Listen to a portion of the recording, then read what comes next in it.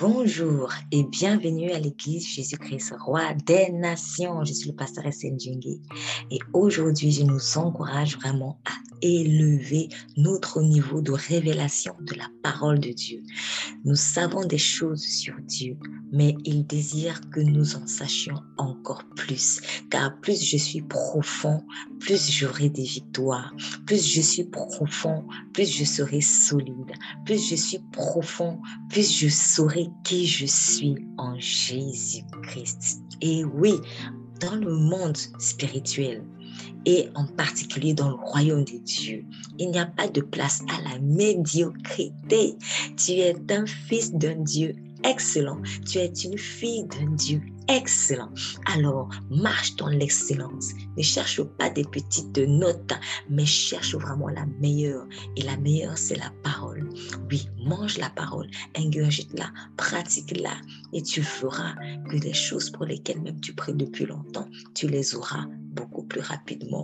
Oui, elles viendront également, en leur saison. Mais assurément, elles viendront si tu suis ce conseil. Élève le niveau. Ne reste pas là où tu es. Passe à une nouvelle dimension. Mange la parole, pratique-la et Dieu te bénira davantage.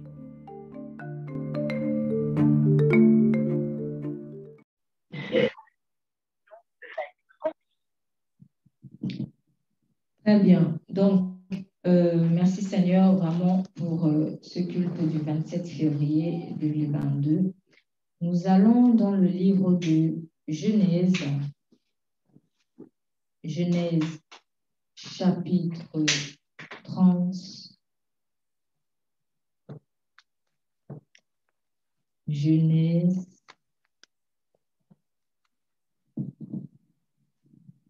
livre de Genèse, chapitre 30. Alors, je rappelle le contexte ici. Nous connaissons le patriarche, pour ceux qui connaissent le patriarche Jacob, probablement vous avez entendu parler Dieu d'Abraham, Dieu d'Isaac, Dieu de Jacob. Donc, Jacob fait partie de ce qu'on appelle les patriarches. Il y a un homme qui était un modèle de foi aussi, qui est passé par des situations très, très difficiles. Lorsqu'il est arrivé devant Pharaon, lorsque son fils Joseph le présentait à Pharaon, et Pharaon lui demanda quel âge as-tu? Et il lui donne son âge. Il avait à ce moment-là à peu près 130 ans à peu près. Et il a dit à Pharaon, les années de la vie de ton serviteur ont été très, très difficiles, pas comme les années de la vie de mes pères. Donc, il était en train de traduire ici vraiment à quel point il a énormément souffert. C'est vrai que quand vous lisez l'histoire de de Jacob, devenu Israël, donc on appelle aujourd'hui Israël la fameuse nation, pays, bon, ça c'est des questions géopolitiques, certains ont dit que ce n'est pas un pays, c'est pas une nation, mais en tout cas, on va dire le peuple d'Israël, le fameux peuple d'Israël vient de là, donc le nom initial, en fait, c'était Jacob, mais aujourd'hui, c'est Israël, parce que Dieu a changé Jacob, qui signifie voleur, en Israël. Donc, en passant, Dieu, souvent, quand il veut faire des choses avec vous, il va prendre la peine au préalable de changer votre identité, de changer votre nom. Et ça se passe encore aujourd'hui. Certains sont frileux avec, mais il ne faut pas être frileux avec. Laissez Dieu vraiment changer votre nom parce que derrière le nom, il y a une grande puissance. Bon, ça, c'était une parenthèse. Dans le livre de Genèse, au chapitre 30, verset 1er, on lit ceci. Alors, Rachel, voyant qu'elle ne donnait point d'enfant à Jacob, fut jalouse de sa sœur et dit à Jacob, donne-moi des enfants, sinon je suis morte. Dans l'autre version, on dit, donne-moi des enfants, sinon je meurs. Et au verset 2, voilà comment Jacob répond. Et la colère de Jacob s'enflamma contre Rachel. Et il dit, suis-je à la place de Dieu qui t'a refusé la fécondité? Suis-je à la place de Dieu qui t'a refusé la fécondité? Je rappelle le contexte. Jacob avait 2 femmes. Et ces 2 femmes lui avaient donné comme femme en plus leur servante. Donc, il en avait au final 4. Et c'est de là que sont sorties les 12 tribus d'Israël, justement. Sauf que Léa, qui était l'aînée, parce que Rachel et Léa étaient des sœurs, c'est pas lui qui a voulu que ce soit comme ça. Hein. C'était vraiment un concours de circonstances qu'il n'a pas choisi, parce qu'à la base, il voulait Rachel. Mais Laban, son père, lui a fait comprendre que l'aîné ne se marie pas après la cadette. Donc, on va d'abord te donner Léa. Et en plus, en lui donnant Léa, il a été trompé parce qu'il a célébré un mariage croyant que c'était Rachel qui était sous le voile. Hein? C'est comme une mariée, par exemple, arrive à l'hôtel, elle est sous le voile. Peut-être on ne voit pas vraiment le visage. Mais en fait, ce n'était pas sa Rachel, en fait. C'était Léa. Et du coup, une fois qu'ils sont entrés dans la chambre des noces et qu'ils ont accompli leur devoir conjugal, c'est au matin que Jacob se rend compte qu'en fait, il a été toute la nuit, non pas avec Rachel, mais avec Léa. Donc, vraiment, il n'avait pas choisi. Cette histoire est une histoire assez douloureuse parce qu'elle a fait beaucoup de victimes. Elle a fait beaucoup de victimes en termes de blessures. Premièrement, mettez-vous à la place de cet homme. Ça fait mal. Parce que vous aimez une personne et on vous dit, si tu veux avoir cette personne, travaille 7 ans pour elle. Donc, Jacob, dans sa détermination, il a travaillé 7 ans pour avoir Rachel. Maintenant, au bout de 7 ans, quand les choses doivent se concrétiser, tu te rends compte que finalement, tu as concrétisé une alliance, non pas avec la personne pour laquelle tu as travaillé 7 ans, mais pour sa sœur, dont tu n'es pas forcément amoureux. Donc, du coup, tu te dis, ah, donc j'ai travaillé pour rien. J'ai travaillé pour rien. 7 ans, ce n'est pas 7 heures. 7 ans, ce n'est pas 7 minutes. On parle de 7 longues années. Imaginez. Imaginez peut-être ce que vous, en ce moment, vous pouvez attendre depuis 7 ans. Voire plus ou moins. Plus ou moins. C'est beaucoup. Donc, 7 ans pour finir avec quelqu'un que tu n'as pas choisi. J'ai envie de transposer ça autrement. Quand on est peut-être enfant, on subit des choses très, très difficiles. Et on se dit, ah, en tout cas, je crois que quand je vais sortir de la maison, je vais être enfin libre.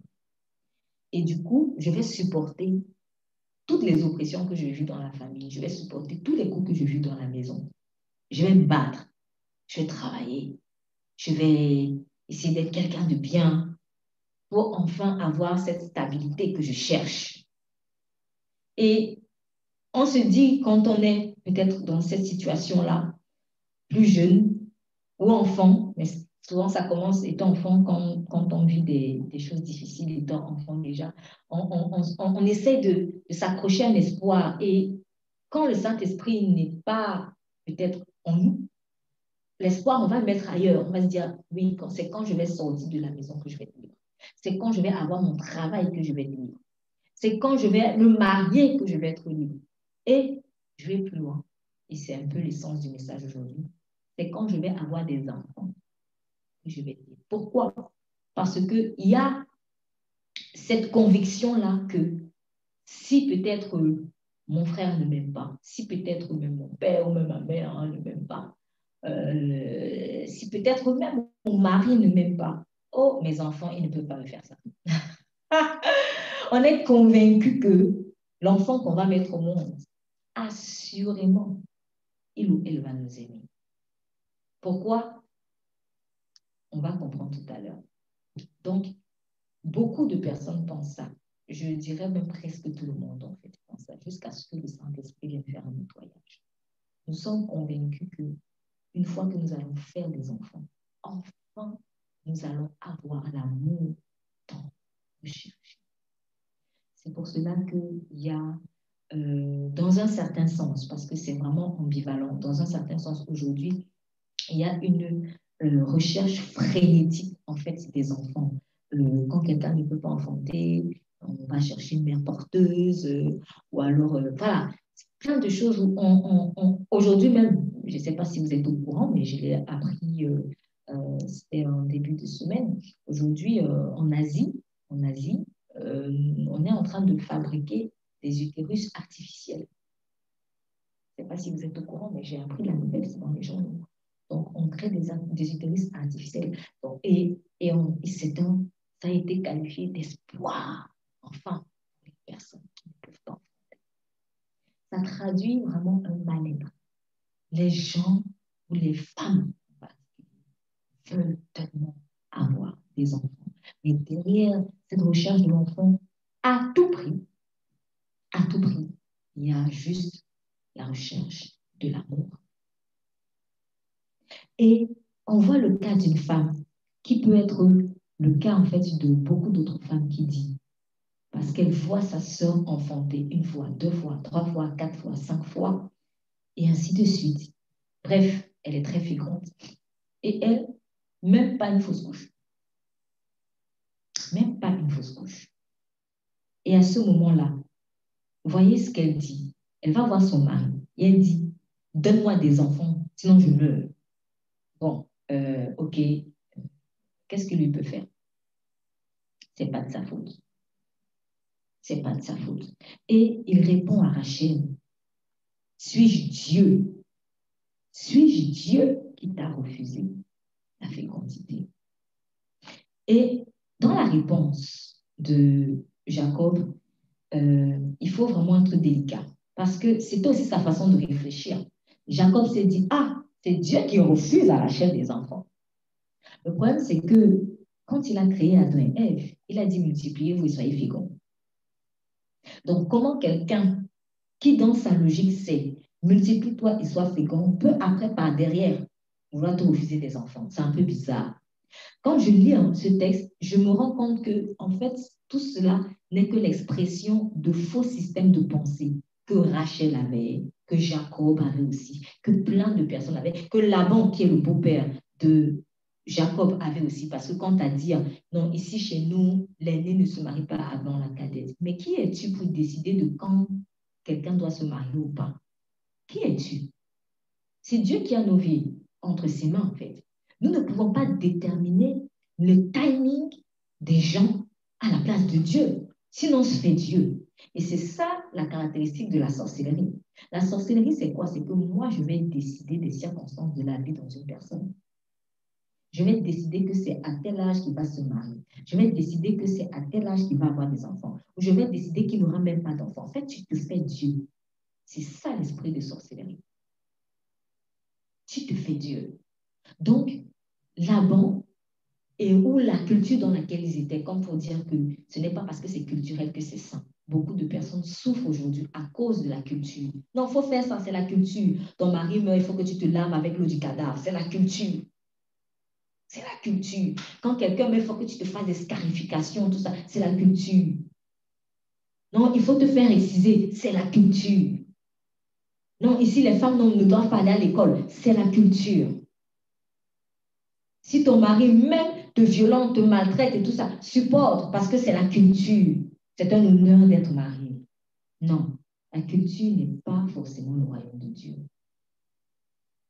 Donc, nous sommes dans une culture où l'aîné doit d'abord se marier avant la cadette. Ce qui veut dire que si l'aîné ne se marie pas, la cadette ne se mariera jamais. Et qu'est-ce que ça crée? Ça va commencer à créer des frustrations, en fait, vis-à-vis de l'aîné. Mais pense que l'aîné elle-même, elle n'a pas choisi. Et en fait, elle est en train de subir aussi quelque chose. Et ce sont des tactiques du diable. Ce qui veut dire que dans beaucoup de cultures, en fait, dans beaucoup de cultures qui ne sont pas inspirées du Saint-Esprit, c'est derrière des manipulations diaboliques pour créer des divisions les uns vis-à-vis des autres. Donc, parce qu'après, le diable va te dire, tu vois, tu n'es pas marié, mais c'est de la faute de ta sœur. Parce qu'elle n'est pas encore mariée. Donc, il faut d'abord qu'elle se marie. Mais la sœur ne va pas se marier avec le premier venu juste parce que les petits frères doivent se marier. C'est pas possible. Moi, étant enfant, même si je ne connaissais pas encore vraiment le Seigneur Jésus, là où j'ai vu comment Dieu m'a fait vraiment la grâce de ne pas tomber dans certains pièges. Il y a des pièges dans lesquels je suis tombée, mais il y a des pièges qu'il m'a fait éviter juste par le bon sens. Donc, Dieu nous a donné ce qu'on appelle le bon sens. Le bon sens, c'est important. Et le bon sens peut te permettre de, ne serait-ce que limiter les dégâts, si tu ne connais pas encore le Seigneur. Parce que vous savez, plus vous mettez la main dans le mal, plus les ténèbres se renforcent sur vous. Du coup, au moment où vous venez à Christ, c'est le moins difficile pour obtenir certaines délivrances. Parce que certains peuvent être dans 10 prisons, d'autres peuvent être dans 1000 prisons. Mais en fait, les 1000 prisons-là, ce sont les liens que toi-même tu as mis pendant un certain temps. Celui qui en a moins, ça va être entre guillemets moins compliqué. Donc, souvent, mon cas est très lourd parce que pendant des années, moi-même, j'ai corroboré des choses. Donc, c'est pour vous allez comprendre pourquoi, quand vous venez à Christ, vous allez peut-être avoir certains souvenirs et vous dire, ah, un jour, on m'a proposé de faire ça, mais je sentais que ce n'était pas bien. C'était le Saint-Esprit, en fait, qui te disait, va pas faire. Parce que si tu allais là-bas, peut-être ton cas allait être non-retour. C'est le Saint-Esprit. Même s'il n'est pas à l'intérieur de toi, mais au moins, comme il est écrit au commencement, la terre était vide et il était informe et le Saint-Esprit se mouvait au-dessus des eaux. En fait, quand tu es encore informe et vide sans Dieu, le Saint-Esprit se meut au-dessus de toi. Donc, il est quand même là et c'est là où vous voyez que Dieu est fidèle et bon. Donc, le bon sens va te permettre de faire des choses vraiment, d'éviter de faire des choses incohérentes. Je vais donner des exemples de choses qui, même pour moi, par exemple, étant enfant, je ne pouvais pas accepter. Je ne comprenais pas pourquoi il faut se laver avec des herbes dont je ne sais pas où est l'origine pour peut-être obtenir du travail. Mais on va te dire, non, c'est la culture. C'est comme ça. Et dans cette culture-là, ce n'est même pas en plus toi qui te laves toi-même, mais c'est une autre personne, une personne étrangère que tu ne connais pas. Donc, quelqu'un sort de je ne sais d'où et peut-être si tu es une femme, c'est un homme. Donc, tu seras obligé de te déshabiller devant lui pour qu'il te lave. Le bon sens fait que je ne vais pas me mettre à nu, à poil devant quelqu'un. Je ne suis pas une enfant, surtout si peut-être je suis déjà une ado ou une jeune fille, un truc comme ça. Donc, dans le bon sens, je me disais, mais ça n'a pas de sens. Pourquoi quelqu'un que je ne connais pas va me voir nu parce qu'il doit me laver pour que je puisse réussir peut-être à l'école? Pourquoi quelqu'un que je ne connais pas doit me voir nu pour que je puisse trouver le mariage? Pourquoi quelqu'un que je ne connais pas doit venir me laver et me voir nu pour que je puisse avoir cette promotion de travail? Il y a le bon sens. Donc, quand le Seigneur fait la comparaison entre la sagesse et la folie dans le livre des Proverbes, ce n'est pas pour rien. Et on a fait trop de choses dans la folie. Donc, quelle est cette culture où l'aînée doit d'abord se marier avant la cadette? Ça veut dire que si elle ne veut donc pas se marier, oui, elle est libre. Si elle ne veut pas se marier, donc ma vie va être bloquée parce que l'aînée ne veut pas se marier. Est-ce que ça a un sens? Ça n'a pas de sens. Dieu nous a donné le bon sens. Je vous assure. Je vous assure, Dieu nous a donné le bon sens. Et le bon sens, ce n'est pas forcément l'intellect. Moi, avant, je pensais que le bon sens, c'était l'intellect. Du coup, c'était aussi l'erreur que je commettais. Je me disais, mais ces gens-là, ils sont allés à l'école, mais ils viennent se mettre à poil devant quelqu'un qui n'a même peut-être, lui-même, il cherche la maison. Il n'a même pas la maison. Même pour manger, même c'est dur. Mais lui, il dit qu'il va te faire des choses pour que toi, tu aies l'argent. Lui-même, il n'a même pas l'argent. Il vit dans un taudis. Comment toi qui vis dans un taudis, tu vas venir me donner la promotion? Mais j'ai compris que ce n'était pas une question d'école, en fait. C'est le bon sens. L'école est très importante, hein. Attention, je ne suis pas en train de dire que l'école n'est pas importante. Mais, je vous assure, le bon sens, ce n'est pas quelque chose qu'on acquiert seulement à l'école. C'est quelque chose que Dieu a déposé en l'homme. Pourquoi? Parce qu'il t'a créé à son image et à sa ressemblance. Donc, Dieu est sage. Il t'a donné une sagesse. Même si tu n'acceptes pas Dieu dans ta vie, mais il y a quelque chose en toi qui te donne le bon sens. Pourquoi te mettre à poil devant quelqu'un? Lui-même, sa maison, il n'a même pas la maison. Mais il dit qu'il va te donner la maison. Il dit qu'il va te donner le mariage. Lui-même, il n'est même pas marié. Regarde, peut-être qu'il est même polygame. Il a 10 femmes, mais il dit qu'il va te donner le bonheur dans le mariage. Comment toi, tu peux aussi aller faire confiance à quelqu'un comme ça? Le bon sens. Et là, je suis en train de parler de pratiques réelles qui existent encore aujourd'hui. Ça peut paraître tabou ou ça peut paraître, comment dire, bon, c'est normal et tout. Non, mais ce sont des choses qu'il faut dénoncer. Ces cultures liberticides. Dieu est venu nous affranchir de ça. Je ne suis pas obligée de me laver avec l'eau du cadavre de mon mari parce que je suis la veuve. C'est pas normal. Il faut rejeter ça et dénoncer ça. Au nom de la culture. Ce n'est pas de la culture, c'est Satan. C'est Satan. Et pour savoir si votre culture est bonne, regardez toujours les fruits. Parce que, ok, on a imposé une femme à Jacob. Après, probablement, c'était aussi par derrière un plan de Dieu. Parce que je ne sais pas si Jacob a demandé d'abord la permission à Dieu pour dire est-ce que c'était vraiment Rachel ma femme? Ah oui, parce qu'il y a aussi ça. Il y a aussi ça. Ah oui, j'aime Rachel, mais est-ce que tu es sûr que c'est la femme de ta destinée? On ne se marie pas seulement parce qu'on est amoureux. Il faut être sûr que c'est vraiment l'homme ou la femme de ta destinée. Je t'assure, il y a beaucoup de sentiments, d'émotions qu'on a, mais qui ne viennent pas de Dieu. C'est très, très facile. La preuve, vous voyez, souvent, moi, je vois dans des boîtes à lettres où ces marabouts-là qui viennent vous dire, ah, on va te mettre le charme, tu vas donner ça à tel homme. Quand tu vas fais-lui à manger, quand il va manger ça, tu vas voir, il va devenir amoureux de toi. Oui, il va vraiment devenir amoureux de toi. Mais tu comprends que ce n'est pas un amour qui vient de Dieu. Ce n'est pas un amour qui vient de Dieu. Donc, être amoureux ne signifie pas forcément que voici la personne. Attention, il ne faut pas aussi tomber dans l'autre extrême où on se marie sans sentiment. Si tu n'aimes pas quelqu'un, il ne faut pas l'épouser. Il ne faut pas épouser quelqu'un que tu n'aimes pas. Et là, je vais encore dénoncer une autre culture.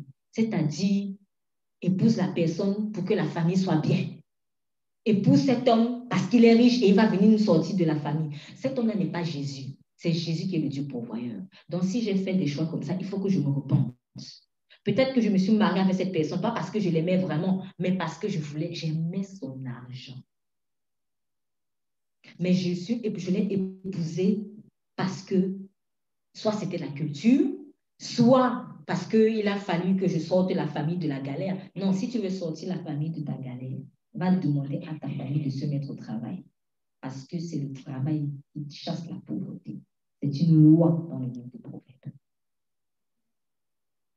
Ce matin, j'aimerais vraiment me lever contre ces cultures ou ces principes qui sont acceptés.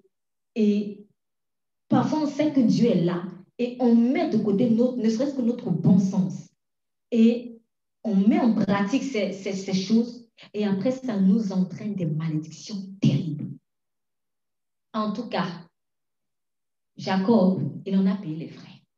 Mais Dieu soit loué, tout au long de sa vie, il a appris vraiment la dépendance au Saint-Esprit. Et dans cette culture-là, croyez pas que Léa, qui était l'aînée, ça lui a fait forcément du bien. Pourquoi? Parce que toute sa vie, elle a dû supporter le fait de ne pas être forcément aimée de son mari. Vous vous rendez compte? Donc, elle faisait des enfants, et un enfant, et deux enfants, et parfois elle disait, ah, maintenant que j'ai tel nombre d'enfants, mon mari va m'aimer. Il y a beaucoup de femmes comme ça. Vous croyez que vous allez gagner l'amour de votre mari par votre ventre? Non. Là, vous êtes dans l'erreur et vous êtes dans la position de ce dont on parle en disant c'est l'apôtre Paul qui dit, l'apôtre Pierre, pardon, qui dit, ils ont pour Dieu leur ventre. Moi, avant, quand je lisais ce passage, ils ont pour Dieu leur ventre, je pensais que c'était seulement les gourmands. Jusqu'au jour où le Saint-Esprit m'a mis dans une situation où des gens, c'est-à-dire, c'était une mentalité en fait, dans la culture, c'est quand je vais être enceinte, il va m'aimer. Quand je vais être enceinte, il va m'aimer. On ne gagne pas l'amour d'un homme en tombant enceinte. Là, vous êtes en train de le piéger. Vous êtes en train de le piéger. Et il y a beaucoup de personnes qui piègent les autres que par les enfants. Abraham a failli être piégé comme ça. C'est lui aussi qui allait chercher les problèmes. Ce n'est pas Agar qui est venu lui faire des avances. C'est lui qui allait vers Agar. Il faut reconnaître ça. Mais dans le cœur d'Agar, il y avait probablement cette idée de n'avait fait l'occasion jamais de sortir de l'esclavage. Quand je vous disais tout à l'heure que on se dit, quand je vais enfin avoir des enfants, je vais être aimé. Quand je vais avoir des enfants, voilà le cas de quelqu'un qui a dit, quand je vais avoir des enfants, je vais sortir de l'esclavage. Parce que le défaut d'amour, c'est une forme d'esclavage. Donc, on est dans le cas d'une personne qui s'est dit, au fond intérieur, mais ça ne parlait pas. C'est pour ça que Dieu a permis qu'on la chasse. Si quand je vais avoir enfin un enfant en plus d'une mère, je vais enfin être considérée. Donc, je me pose la question de savoir, si tu fais un enfant parce que tu veux que l'autre t'aime, est-ce qu'au fond, tu aimes vraiment ton enfant? N'es-tu pas en train d'utiliser l'enfant comme un instrument pour gagner l'amour de quelqu'un d'autre? N'es-tu pas en train d'utiliser ton enfant pour gagner quelque chose? Tout à l'heure, en introduction du culte, on a dit que l'amour soit sans hypocrisie. Je vais dire quelque chose de fort. Beaucoup ne seront pas d'accord, mais tant pis, parce que je sais que c'est la vérité. Et il faut vraiment qu'on intègre ça. Je vous assure, ça va vous libérer. L'amour qu'on a pour son enfant ne vient pas du fait qu'on l'ait porté pendant 9 mois. L'amour qu'on a pour son enfant vient du fait que le Saint-Esprit l'a déposé. C'est pour cela que même lorsque je n'ai pas porté un enfant pendant 9 mois, quand Dieu m'a connecté avec cet enfant, il y a un amour fort et puissant. Mais je ne l'ai pas porté pendant 9 mois. C'est comme ça que dans le cadre, par exemple, de l'adoption, vous pouvez trouver un amour sincère entre l'adoptant et l'adopté. Mais l'adoptant n'a jamais porté dans son ventre l'adopté. Mais quand vous voyez l'amour qu'il a pour l'adopté, vous allez vous dire, ah, mais c'est ta mère? Oui, c'est ma mère. Ce qui signifie que la maternité n'est pas exclusivement conditionnée par le sang ou par le fait que j'ai porté la personne pendant 9 mois. Or, voilà comment le monde réfléchit. Quand tu as porté 9 mois, tu peux être élevé comme reine du ciel. Quand tu as porté pendant 9 mois, tu es devenu redevable. Et toute ta vie, c'est comme si la personne te dit, maintenant paye-moi parce que je t'ai porté pendant 9 mois. Le problème, c'est que tu n'as pas choisi déjà de naître. Hein? Tu n'as pas choisi d'être conçu. Quand moi, je suis allée faire l'enfant là, est-ce que j'ai demandé la permission à l'enfant s'il voulait sortir? Non. Comment je peux aujourd'hui dire maintenant, paye-moi, paye-moi. Je t'ai accouché, paye-moi. Ça, c'est l'idolâtrie du ventre. C'est l'idolâtrie du ventre. Si vous aimez vraiment votre enfant, faites-le déjà dans un cadre d'amour. L'amour ne cherche pas son intérêt. J'ai écouté hier un extrait d'un message d'un serviteur de Dieu qui m'a fait beaucoup rigoler. Mais ce qu'il dit est vrai. Il a dit, le manguier, quand il pousse ses mangues, ce n'est pas lui qui va manger ses mangues. C'est quelqu'un d'autre qui va venir manger. Quand moi, je m'en vais cueillir les mangues, c'est pas, est-ce que c'est moi qui ai fabriqué les mangues? C'est pas moi. Il était en train de parler, en fait, de maman. Il disait, maman, quand vous éduquez vos enfants, ils vont grandir. C'est une autre personne qui va l'épouser. Elle va profiter de toute l'éducation que vous avez donnée. Arrêtez de vous accrocher à vos enfants parce que le manguier ne mange pas ses mangues. Et là, j'ai revu par derrière l'idée du sacrifice.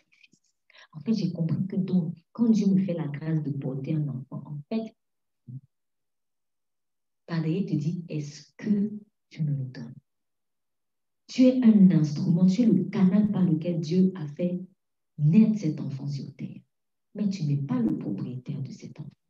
Et ne réclame pas sur la vie de cet enfant des droits qu'il ne peut pas te donner. Donc, mettre au monde un enfant ne signifie pas maintenant rembourse-moi. Rembourse-moi. C'est pas ça. Ça signifie que tu n'aimes pas au fond cet enfant. C'est pour cela que je ne suis plus, avant je pensais comme ça, mais je suis plus d'accord avec le fait que porter quelqu'un dans son ventre signifie automatiquement l'aimer. Si c'était le cas, il y a beaucoup d'enfants qui ne se sentiraient pas détestés même de leurs parents. Or, ça existe. Ça existe. Il y a des personnes qui sont persécutées par leur père. Il y a des personnes qui sont persécutées par leur mère. Ça existe. Et si ça n'existait pas, alors pourquoi Dieu aurait-il dit dans le psaume 27, Nous allons le lire dans le psaume 27. Psaume 27, verset 10. Je demande la lecture. Psaume 27, verset 10. Même si mon père et ma mère viennent à m'abandonner, l'Éternel m'accueillera. Amen. Même si mon père et ma mère m'auraient abandonné, l'Éternel me recueillera. Pourquoi David avait-il écrit cela? Parce qu'il s'est senti abandonné. C'est pas. Ça existe. Il y a des parents qui n'aiment pas leurs enfants. Et même si ça peut choquer, parce que certains disent que ah non, c'est pas possible, une mère peut ne pas aimer son enfant. Pourquoi? Parce qu'elle a porté pendant 9 mois. Non! En fait, pour beaucoup là, pour certaines, quand elle te portait, c'est parce qu'elle était en train de dire, en tout cas, je suis en train de souffrir, après je vais demander retour sur investissement. Tu n'es pas en train d'aimer. Tu n'es pas en train d'aimer. Tu ne peux pas porter pour rien. Tu ne peux pas porter juste par amour. Pourquoi tu es en train de calculer que c'est l'enfant là qui va, je ne sais pas moi, te sortir de la galère? Toi-même, lève-toi. Lève-toi, travaille. Ou quand tu es Jésus, c'est Jésus qui pourvoit. Ce n'est pas l'enfant qui pourvoit tes besoins. Donc, tu n'aimes pas l'enfant en fait. Tu as fait l'enfant là parce que tu voulais en faire un esclave. Je vais donner un autre exemple très simple.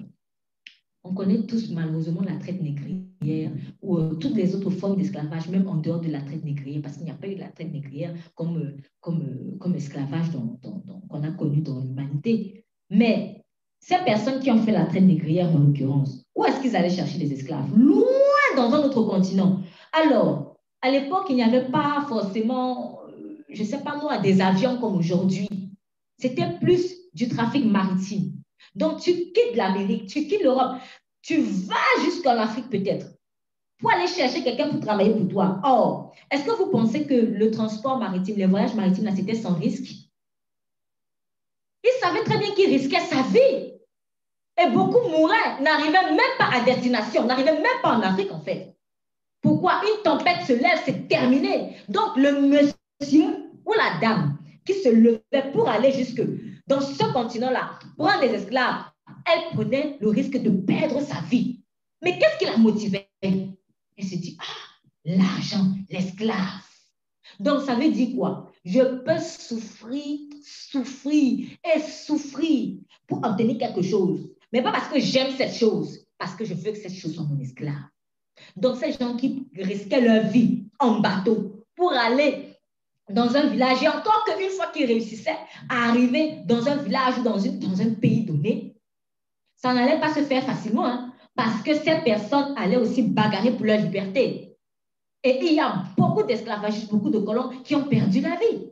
Pourquoi? Parce que les indigènes ne voulaient pas se laisser faire. Donc, premièrement, tu prends le risque en bateau pendant des semaines, des mois, pour aller prendre quelqu'un, pour qu'il travaille pour toi. Deuxièmement, quand tu arrives à destination, tu vas encore lutter pour arracher cette personne, peut-être de son clan. Donc, tu allais chercher l'esclave au prix de ta vie. Tu as beaucoup souffert. Mais est-ce que c'est parce que tu aimais l'esclave là? Non. On peut souffrir pour quelqu'un sans aimer la personne, mais juste parce qu'on prend le risque que si ça marche, elle va devenir mon entreprise. Donc, la souffrance n'est pas la caractéristique exclusive de l'amour. Si je souffre, que le Saint-Esprit n'est pas là, ce n'est pas de l'amour. C'est pour cela qu'il est écrit dans le livre de 1 Corinthiens, au chapitre 13. 1 Corinthiens. 1 Corinthiens, chapitre 13.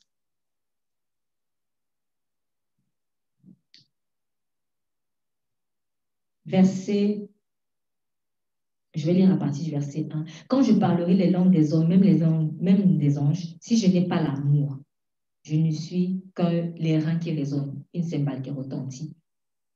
Et quand même j'aurai le don de prophétie et que je connaîtrai tous les mystères et toute la science Et même quand j'aurai toute la foi jusqu'à transporter les montagnes, si je n'ai pas d'amour, je ne suis rien. Quand même je distribuerai tous mes biens pour la nourriture des pauvres, et même quand je livrerai mon corps pour être brûlé, vous vous rendez compte? Donc, il y a des gens qui vont se faire brûler, peut-être au nom d'une cause. Si je n'ai pas l'amour, cela ne sert à rien. Donc, il y a des souffrances qu'on peut s'infliger. On se dit que c'est au nom de l'amour, mais ce n'est jamais l'amour, c'est de la prostitution. Donc, l'esclavagiste qui a quitté son continent pour aller jusque dans ton continent, qui a fait la guerre avec peut-être ton clan et qui t'a arraché, ce n'est pas parce qu'il t'aime. Il a souffert, il a beaucoup souffert. Mais ce n'est pas parce qu'il t'aime, c'est parce qu'il veut utiliser comme esclave. Donc, il y a certaines femmes, voire beaucoup même, qui souffrent en supportant dans leur ventre. Mais ce n'est pas parce qu'elles aiment l'enfant, c'est parce qu'elles ont un calcul derrière. C'est pour cela que vraiment, quand je tombe enceinte, de grâce, il faut que le Saint-Esprit soit là. Quand Dieu demande de faire aussi des enfants dans un cadre précis, quand il rejette l'impudicité, ce n'est pas pour rien. C'est parce que dans le cadre de Dieu, tu es en train de créer l'atmosphère d'une sainteté. Tu es en train même de purifier tes motivations pour faire cet enfant. Quand une personne va dire, moi, il faut que je tombe enceinte parce qu'il faut que j'ai les papiers, est-ce que vraiment tu aimes l'enfant là? L'enfant que tu vas faire là, est-ce que vraiment tu l'aimes? Tu ne l'aimes pas. C'est un enfant papier. Ce qui signifie que si tu n'obtiens pas ce que tu veux, il y a quelque chose d'amer qui va se créer en toi.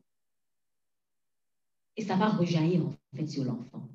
Voilà pourquoi beaucoup d'enfants, souvent ils sont dans la maison, ils ne se sentent pas aimés. Je ne comprends pas, je fais tout, on dirait ma mère ne m'aime pas et tout. C'est normal, ta mère est amère. Permettez-la de ta mère est amère. Pourquoi? Parce que ce qu'elle calculait en te mettant au monde, elle ne l'a pas obtenu. Demandons au Seigneur de purifier nos motivations. Vraiment, demandons au Seigneur de purifier nos motivations quand on a nos enfants. C'est très important. Donc, Rachel dit à son mari, donne-moi un enfant si je meurs. Quand je suis amère, je commence à chercher des boucs émissaires. Ce n'est pas le mari, ce n'est pas de la faute du mari. Le mari, lui, il est fécond. La preuve, voilà Léa qui a eu plusieurs enfants. Ce n'est pas de la faute de Jacob. Donc, ça signifie que toi, tu vas avoir les enfants, mais que dans la compétition. Le problème, c'est que quand tu vas faire les enfants dans la compétition, tu leur communiques aussi un esprit de compétition. Parce que tout ce que la mère a, ça va s'inculquer sur l'enfant, jusqu'à ce que le Seigneur Jésus-Christ délivre cet enfant des liens de l'amertume. Ne soyons pas comme Rachel. L'enfant a tout pris. Je donne encore un autre exemple sur une certaine femme qui avait un enfant.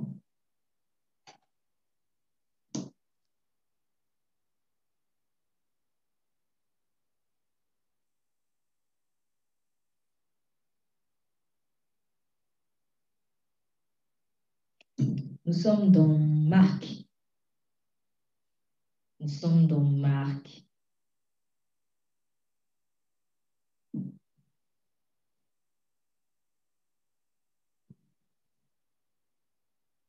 Marc chapitre 6.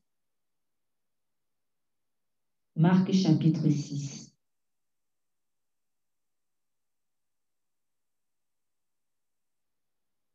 On va lire à partir du verset 21.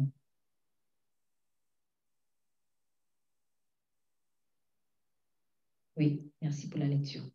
Cependant, un jour propice arriva lorsque Hérode, à l'anniversaire de sa naissance, donna un festin assez grand aux chefs militaires et aux principaux de la Galilée. La fille d'Hérodias entra dans la salle, elle dansa, et plut à Hérode et à ses convives. Le roi dit à la jeune fille, « Demande-moi ce que tu voudras et je te le donnerai. » Il ajouta avec serment, « Ce que tu me demanderas, je te le donnerai, plus la moitié de mon royaume. » Étant sortie, elle dit à sa mère, « Que demanderai-je » Et sa mère répondit, « La tête de Jean-Baptiste. » Elle s'empressa de rentrer aussitôt vers le roi et lui fit cette demande, « Je veux que tu me donnes à l'instant sur un plat la tête de Jean-Baptiste. » Le roi fut attristé, mais à cause de ses serments et des convives, il ne voulut pas lui faire un refus. Il envoya sur le champ un garde avec l'ordre d'apporter la tête. le garde alla décapiter Jean dans la prison et apporta la tête sur un plat. Il la donna à la jeune fille et la jeune fille la donna à sa mère. Les disciples de Jean, ayant appris cela, vinrent prendre son corps et le mirent dans un sépulcre. Amen. Donc voilà une dame qui en voulait tellement au prophète Jean-Baptiste. Et le subterfuge qu'elle a employé pour enfin arriver à ses fins, c'était d'utiliser encore son enfant. Bon. On dit que l'amour, quand on pense à l'amour, on pense au bien en général. Donc, si j'aime quelqu'un, je ne peux pas lui demander de faire des choses mauvaises. Nous sommes d'accord. Et même si je ne crois pas en Dieu, il y a quand même la conscience quelque part qui me dit ça c'est bien, ça c'est pas bien. Donc, si je t'aime vraiment, je ne peux pas te demander de faire du mal. Ce n'est pas possible. À moins que moi-même, je n'ai pas la bonne notion du bien ou du mal. Ce qui est fort probable, surtout quand on n'a pas le Saint-Esprit. Or, même si je n'ai pas le Saint-Esprit, tout le monde sait que tuer, ce n'est pas bien. Tout le monde sait ça. Mais voilà qu'une certaine femme, une mère, dit à sa fille, tu vas dire à mon mari. Donc, qui est comme ton père? C'est ton père en fait. Même si ce n'était pas, comment dire, c'était un mariage, une famille recomposée, pardon. Mais c'est comme ton père. Donc, comment une mère peut envoyer son enfant dire au mari, il faut tuer le prophète. Donc, en fait, comment une mère peut livrer sa fille à la prostitution? Parce que, qu'est-ce qui s'est passé? C'est que Hérodiade a dansé devant le roi. C'était une danse de séduction. C'était une danse de séduction, donc je vous imagine comment ça a pu être. Donc, comment une mère, comment une mère peut inspirer sa fille à aller séduire son propre mari? On lit ça dans la Bible, mais ce sont des choses qui existent. Ce sont des choses qui existent. Aujourd'hui encore, je ne peux pas livrer mon propre enfant à la prostitution. Et pire encore, là, on est dans un cas où c'est la prostitution avec son propre père. Ce sont des histoires qui existent. Et c'est très dommage que, moi, c'est un constat que je fais. Après, peut-être ça peut être une erreur. Mais on a l'impression que quand on vient à Jésus, quand on est dans l'église, c'est tellement évident qu'il ne faut pas faire ça, qu'on n'en parle plus. En fait, c'est un peu ça. C'est tellement évident que c'est mauvais qu'on n'en parle plus. Le problème, c'est que les gens souffrent à cause de ça. Et du coup, quand ils vivent ce genre de choses, ils ne vont pas donc se tourner vers les enfants de Dieu, ils vont se tourner vers la justice. Et du coup, ce sont les païens maintenant qui prennent en charge le dossier parce que c'est grave. J'ai écouté il y a quelques temps, je n'ai pas vraiment écouté le message, mais j'ai au moins écouté un petit extrait où j'ai lu le titre du message. C'était dans une église où l'homme de Dieu, je pense qu'ils avaient organisé une conférence. Il avait intitulé l'inceste, parlons-en, arrêtons les tabous dans l'église. Donc, et quand je vais parler d'église, je vais aller plus loin, je vais parler même dans le contexte religieux en général. Parce que j'ai remarqué que dans un contexte religieux, on a du mal à parler de ça. Et après, ça crée des blessures que des gens traînent toute leur vie. Même quand tu te maries, tu n'es même pas à l'aise dans ta sexualité avec ton mari. Pourquoi? Parce qu'il ne fallait pas parler de cet abus. Comme c'était mon père, il ne fallait pas que j'en parle. Si c'était peut-être le voisin, ok. Mais là, c'était dans la famille, il ne faut pas en parler. Je vous assure, il faut dénoncer ça. Et des mères sont souvent complices. Donc, il y a des mères protectrices, mais il y a des mères qui vendent. Et si vous ne réalisez pas ça, si vous n'acceptez pas ça, quand le Saint-Esprit va venir dans votre vie, il va commencer à opérer des guérisons. vous allez bloquer votre processus de guérison parce que la guérison commence par le fait de reconnaître que c'est vrai. Il faut que je reconnaisse, Seigneur, non, il faut que j'avoue que ma mère a été complice. Il faut que j'avoue que ce cousin-là m'a violé vraiment. Peut-être c'est tellement inimaginable que ça n'ose même pas sortir de la bouche. Mais Dieu ne peut pas guérir une plaie si tu n'as pas mis le nom dessus. Il faut le reconnaître. Reconnais l'abus et dénonce-le. Dénonce-le. Il ne faut pas faire semblant de on est ensemble, on est ensemble, on n'est pas ensemble. Il y a une situation grave à régler. Il faut la dénoncer et confronter les gens devant leurs responsabilités à un moment donné. Sinon, ce sont les païens qui vont faire cela. Et quand ils vont voir cela dans l'église, que vont-ils dire? C'est là-bas, c'est ça Dieu? Ils n'osent même pas dénoncer ça. Au nom de c'est trop bien. J'ai vu il y a 2-3 jours, enfin quand je dis c'est trop bien, c'est-à-dire non, c'est Dieu, il faut laisser, il faut entre guillemets pardonner. Ça, c'est pas du pardon. Ça, c'est pas du pardon, c'est un faux pardon. Et dans certaines familles, on vous dit souvent, ah oui, pardonne, pardonne. Mais en fait, eux, ils disent dans la bouche pardonne, mais en fait, dans le cœur, c'est cache, cache. Donc, en fait, vous n'avez même pas la même définition du pardon. Pardonner ne signifie pas cacher le mal. Cacher le mal, c'est occulte. Dieu ne travaille pas dans l'occulte, il travaille dans la lumière. Il faut exposer. Il faut exposer le mal. Donc, si, même étant maman, grand-maman, tu sais que tu as subi des abus sexuels, de grâce, dénonce, parle, expose, ne serait-ce qu'à Dieu déjà. Il ne faut pas cacher ça. Il faut parler de ça. Ça va te libérer. Il faut parler de ça. Et si tu veux vraiment vivre le pardon, on ne peut pas pardonner quelque chose à quelqu'un si la personne n'a rien fait. Donc, si dans ma tête, je dis non, il n'a rien fait, ça n'a rien passé, je ne peux pas pardonner. Mais quand tu vas voir quelqu'un qui lui dit je te pardonne, en fait, c'est que tu es en train de dire par derrière, je reconnais que tu as fait cela. Et comme tu as fait cela, maintenant je pardonne. Ce n'est pas je cache. Mais dans beaucoup de contextes, soit culturels, soit familiaux, pardonner signifie cacher et tais-toi. Non, ça c'est satanique. Il faut dénoncer. Dieu est un Dieu de justice. Et tu ne peux pas accomplir la justice en cachant le mal. Ne laissons pas le monde s'emparer des dossiers que seule en réalité Jésus peut guérir. C'est triste. Et vraiment, je me souviens de l'histoire d'une personne que Jésus a guérie, qui avait vécu des abus sexuels de la part de son... c'était quelqu'un dans la famille, en tout cas, peut-être un oncle ou un père, en tout cas un filieux paternel. Et ça a été étouffé.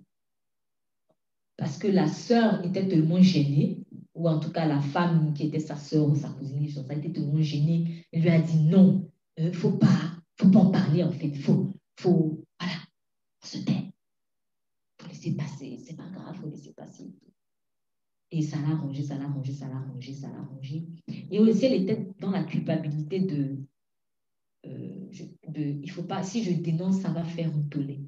Je ne veux pas faire du mal à ma famille. Donc, vous voyez, dans le mécanisme de l'abus, c'est que c'est tellement tordu dans le monde des ténèbres. C'est toi qui es la victime, mais maintenant, on va dire que c'est toi qui es le bourreau. Et c'est le bourreau qui devient la victime. Vous voyez ça? Ce qui prouve vraiment que c'est satanique, c'est que c'est comme ça que les satanistes réfléchissent. Les satanistes pensent que c'est Dieu qui est le bourreau et que c'est Satan qui était victime parce qu'il était chassé. Mais dans le monde des ténèbres, c'est ça. On te fera croire que c'est toi qui est le problème. Que c'est de ta faute même si on t'a abusé. On a abusé de toi. C'est de ta faute. C'est ce qu'on va dire. C'est de ta faute. Il faut rejeter son nom de Jésus. Ce n'est pas ma faute. Seulement, il ne faut pas rester dans la victimisation. Il ne faut pas rester dans les lamentations. Oh, on m'a fait ça. Oh, on m'a fait ça. Oh, on m'a fait ça. Oh, on m'a fait ça. Il y a un temps pour pleurer. Laisse le Saint-Esprit te guérir. Mais à un moment donné, lève-toi et passe à autre chose. Mais avant de passer à autre chose, il faut que tu exposes et que tu dénonces. Il faut que tu dénonces.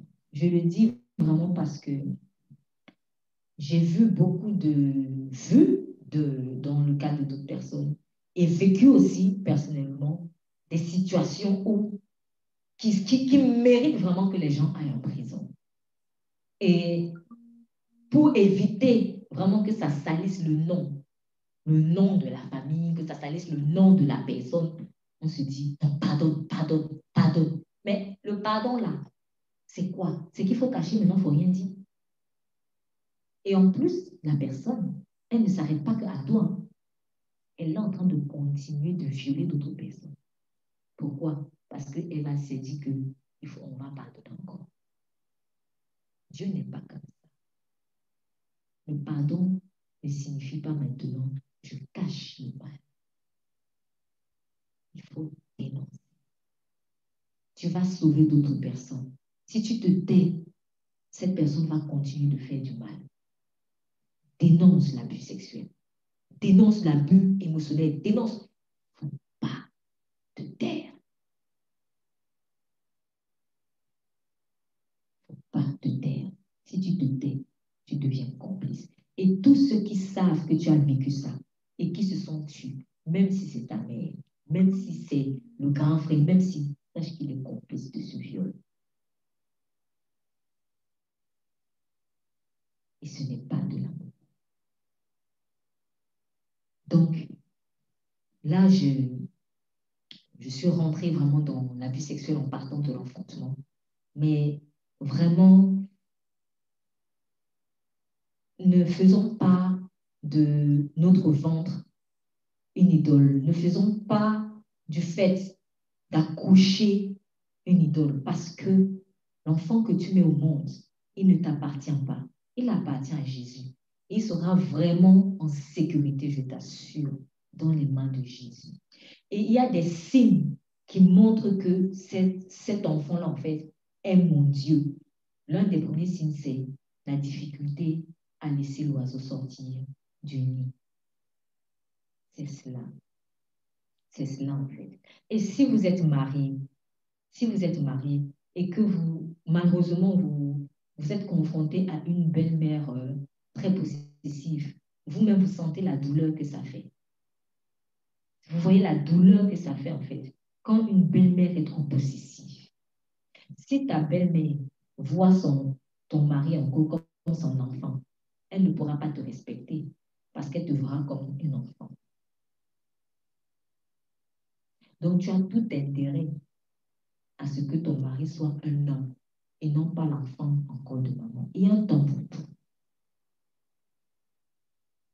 Donc, si en tant que mariée, je vis vraiment les affres d'une belle-mère ou parfois ça peut être le beau-père, mais on voit surtout ça chez la belle-mère, possessive, c'est que je dois comprendre que moi-même dans mon cas, si je suis en mode possessivité sur mon enfant, ça va faire la même chose. C'est négatif, c'est malsain.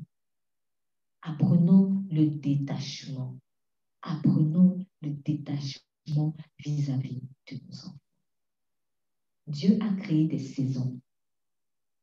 Et il y a une saison où l'enfant ne peut pas se détacher de sa mère. Il y a une saison où l'enfant doit téter sur le sein de sa mère. Il y a un temps où l'enfant va être tout le temps à côté de sa mère. C'est normal, il faut cela. S'il n'y a pas cela aussi, c'est bizarre. Si l'enfant est plutôt trop approché à une autre personne, on réfléchit. Parce que c'est avec toi que Dieu a créé le lien. C'est ça. Donc, il y a ce temps-là. Ensuite, il y a une phase, quand il commence à grandir, où il se pose des questions. Généralement, des questions existentielles. Pourquoi je suis né? Tout ça. Il commence à chercher un sens à sa vie. C'est normal. Pourquoi? Parce que son esprit est en train de réclamer la connexion avec le Créateur. Au fond, en réalité, c'est ça. Donc, tous les dégâts, les perturbations que vous voyez généralement dans la période d'adolescence, c'est la recherche d'une identité. Il cherche son Créateur. Il est dans une période de sa vie où il faut qu'il se rattache à sa véritable mère, qui est le Saint-Esprit. Oui, parce que la véritable mère, c'est le Saint-Esprit. Pourquoi? Parce que c'est le Saint-Esprit qui te donne la vie. Nous, on dit, c'est ta mère qui t'a donné la vie. Oui et non. Oui, elle a été le canal pour te faire sortir. Mais la vie là, la vie qu'elle te donne là, c'est une vie terrestre, c'est une vie temporelle. Tu n'as pas Jésus, tu meurs aujourd'hui, tu vas en enfer. Ça sert à quoi? Mais la vie, la vraie vie, la vie en abondance, c'est le Saint-Esprit. Le Saint-Esprit a voulu faire de ta mère participante à son œuvre. Il faut qu'elle le comprenne. Si elle n'a pas compris ça, elle ne pourra pas être heureuse. Donc, à un moment donné, l'enfant commence à chercher, à se chercher, comme on dit souvent. Et là, il a besoin de son Créateur. Et à ce moment-là, il faut respecter ça aussi. Tu es là, maintenant, tu n'es plus comme juste la nounou de l'enfant, mais tu deviens maintenant son guide, celui qui va l'amener à l'autel du mariage. Toi, tu es celui qui accompagne la mariée, qui est ton enfant, et Jésus est le mari, en fait. Et j'aime toujours donner cet exemple. Imaginez que vous soyez à l'hôtel accompagné par celui qui vous accompagne. Et à un moment donné, il faut qu'il donne ta main à l'époux, il bloque. Comme si c'est avec lui que tu vas te marier. Ah non, non, non, ça ne se fait pas. Mais nous, maman, on agit souvent comme ça avec nos enfants. C'est-à-dire que nous, on doit tenir leurs mains et les amener à l'hôtel pour que les noces soient célébrées avec l'époux qui est Christ. Mais on ne le fait pas.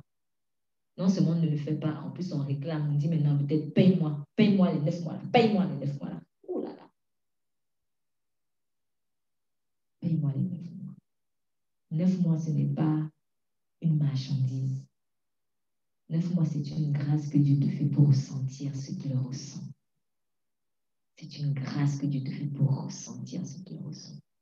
Et même Dieu qui a mis cet enfant dans ton ventre, parce que c'est lui qui l'a mis et c'est lui qui l'a gardé dans ton ventre. Tu aurais pu le perdre, cet enfant. Certains, ils font un peu à l'envers. Ils disent, oui, si je voulais, j'aurais même pu avorter. Hein. Donc, c'est grâce à moi que tu vis. Non, non, non, non, non. C'est parce que Dieu a voulu nous protéger. C'est Dieu qui a mis Moïse, qui a fait grandir Moïse dans la maison de son Pharaon. Dieu peut te protéger même dans le ventre de ton bourreau. Donc, mère, ne te donne plus la gloire sur la vie de tes enfants.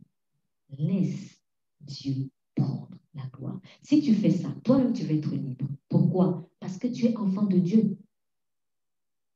Tu es enfant de Dieu, en fait. Et Dieu veut te restaurer. Peut-être que toi-même, tu n'as pas vécu une enfance heureuse. Dieu veut te restaurer. Donc, n'essaie pas de combler ta douleur sur ta maternité. Tu te dis non, pour oublier ma douleur, la douleur des abus que moi j'ai subi, je vais me rabattre sur mon enfant. Ce n'est pas ça. Ce n'est pas ça. Ça, tu es en train de brûler des étapes et ça ne marchera pas. Laisse le Saint-Esprit faire ta thérapie lui-même. Ne va pas faire une autothérapie sur tes enfants. Tu vas les faire souffrir et tu te fais souffrir toi-même. Laisse le Saint-Esprit te guérir. Laisse le Saint-Esprit te nettoyer. C'est pour cela qu'avant qu'on enfante, Dieu veut nous guérir en fait. Parce que nous avons beaucoup de blessures que nous risquerons de transmettre à nos enfants si nous ne sommes pas guéris de ces blessures. C'est très important. Et si, en tant que mère, je m'entête à ne pas laisser Dieu être mon thérapeute, il va me les arracher.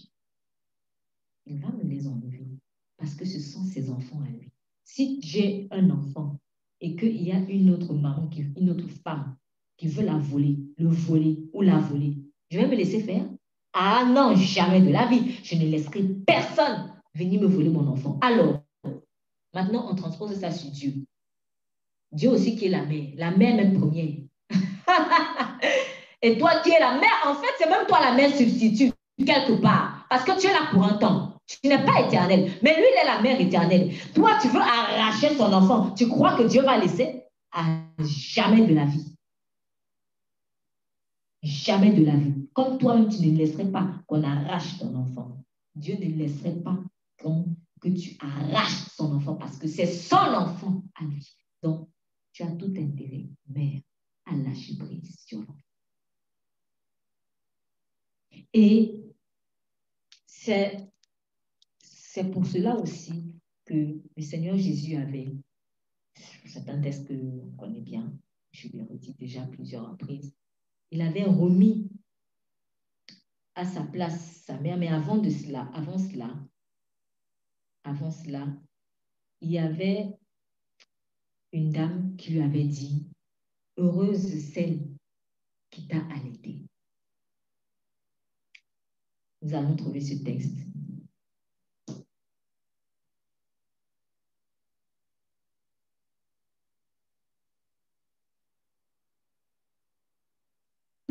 C'est dans Luc 11, verset 27. S'il vous plaît, je demande la lecture. Luc 11, verset 27 et 28. S'il vous plaît, lecture, merci. Jésus parlait encore quand une femme se mit à lui dire du milieu de la foule, « Heureux le ventre qui t'a porté, heureux les seins qui t'ont allaité. » Il répondit, « Heureux plutôt ceux qui écoutent la parole de Dieu et qui la gardent. » Amen. On ne peut plus clair. Il est très clair. Et ce qui me plaît avec le Seigneur, c'est que c'est pas dans la querelle, c'est pas dans l'amertume, c'est pas dans l'offensif. Il est très simple. Mais il remet les gens à leur place très simplement, sans prise de tête. Donc, quand vous lisez les textes plus haut, on vous dit Jésus est en train d'exercer son ministère en fait. Donc, par exemple, dans le verset 14, il chasse les démons. Ensuite, il enseigne, il guérit un malade, il chasse encore un démon. Et voilà une femme qui voit tout ça. Elle voit tout ça. Et elle est sûrement émerveillée. Elle dit, il est écrit, on dit que Jésus parlait ainsi. Une femme élevant la voix du milieu de la foule. Donc, c'est-à-dire qu'il y avait la foule. Et elle a crié. Parce qu'on dit, elle a élevé la voix. Donc, cette femme a crié, « Heureux le sein qui t'a porté! Heureuses les mamelles qui t'ont allaité! » Devant tout le monde comme ça. Qu'est-ce que ça traduit? Vous êtes dans une foule. Et puis, quelqu'un élève la voix. Et elle te parle à toi. Cette personne te parle à toi. Et en te parlant, voilà les paroles qu'elle déclare. « Heureux le sein qui t'a porté! Heureuses les mamelles qui t'ont allaité! » Elle est en train d'élever quelqu'un. Elle élève qui? Merci. Alors, moi, ça m'a un peu interpellée parce que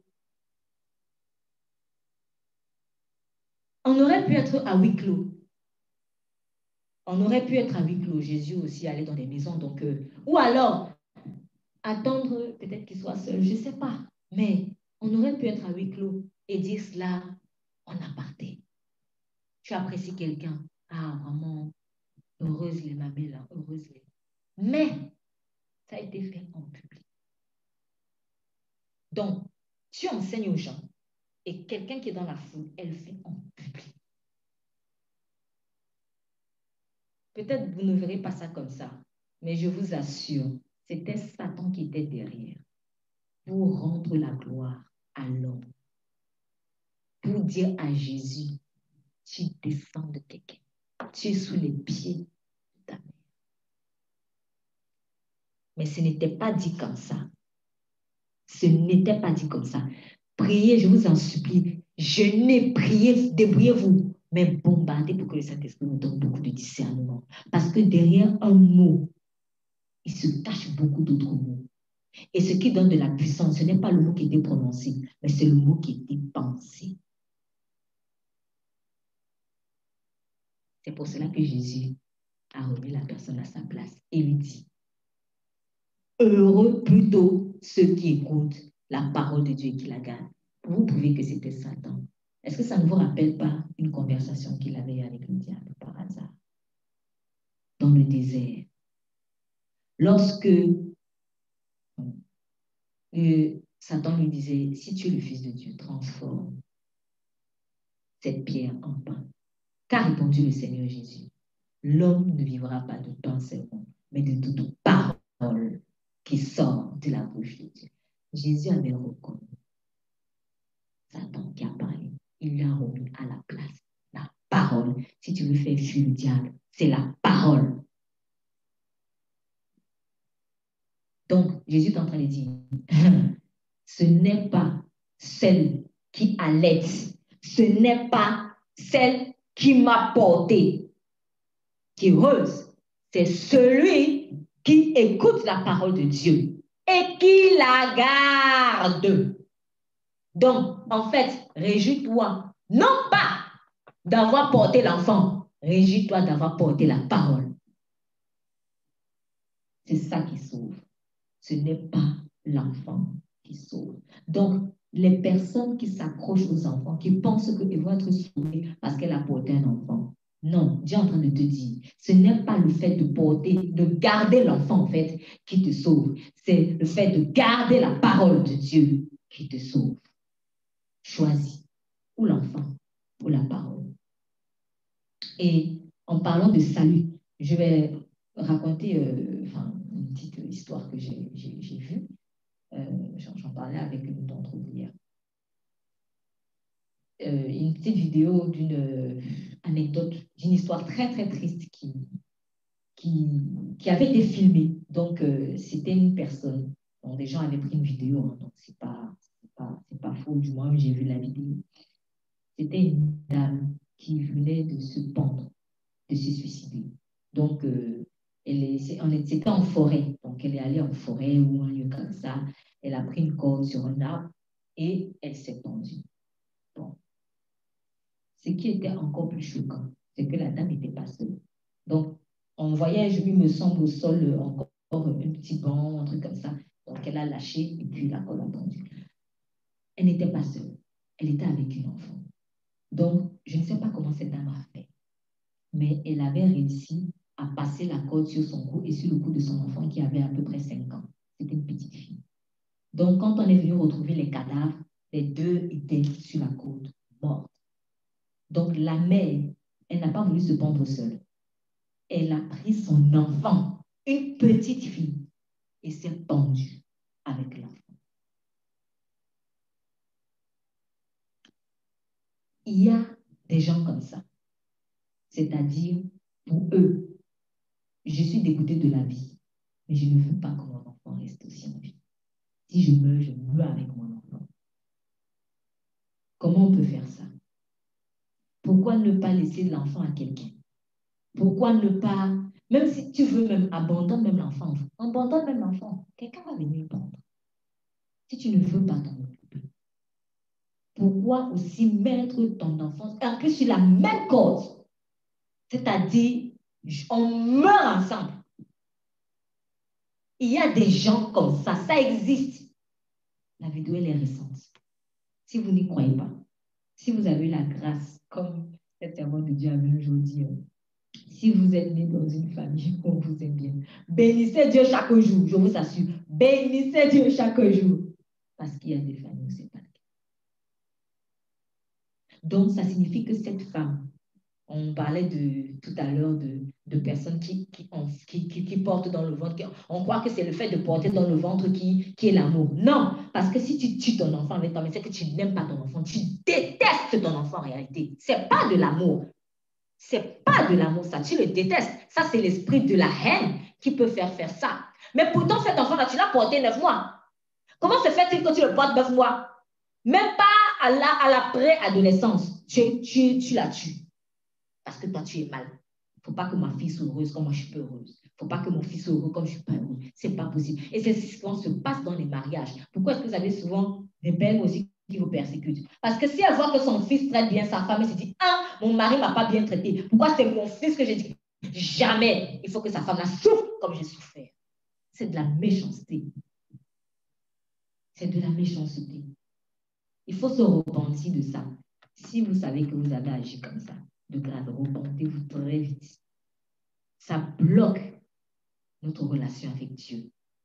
Je ne suis pas obligée de reporter ma souffrance sur mon enfant. Non. Et c'est une erreur parce que de toute manière, elles se sont pendues. Elles se sont pendues, mais elles ne sont pas allées au même endroit. Si la mère, elle est descendue, parce que tu ne peux pas aller au ciel en te suicidant. je suis désolée, je vais la raffirmer, tu ne peux pas aller au ciel en te suicidant. Ce n'est pas possible. Donc, ceux qui croient, et même les chrétiens qui croient que si tu te suicides, si tu avais donné ta vie à Jésus, c'est bon. Faites très attention. Tu ne peux pas te suicider et dire que c'est bon, je vais comme ça. Dieu, je me suicide et puis tu m'accueilles comme ça. De grâce, faites pas ça. C'est un mensonge du diable. Donc, si la mère, elle est descendue, la petite fille, elle est montée. Donc, finalement, toi qui ne voulais pas te séparer de ta fille, tu vas te séparer éternellement.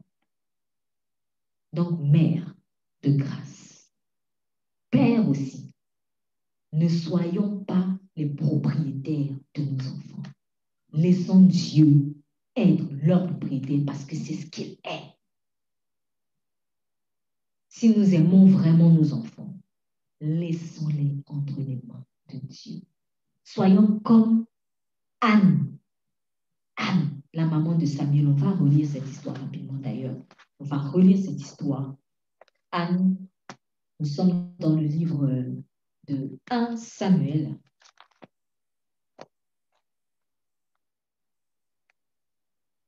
Nous sommes dans le livre de 1 Samuel.